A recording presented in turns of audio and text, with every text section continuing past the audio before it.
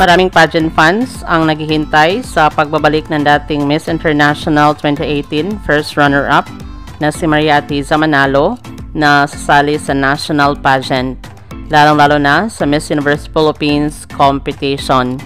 May rumored na sasali siya uli sa pageant at inappoint di umano siya sa kanyang lugar sa 2024 Miss Universe Philippines pageant, pero hindi pa ito kinumpirma ng beauty queen. Samantala, may 15 kandidata na ang kumpirmadong lalahok sa ikalimang edisyon ng Miss Universe Philippines competition at umaasa ang mga Pinoy pageant fans na sasali uli si Maria Atiza Manalo. Maraming salamat sa panonood.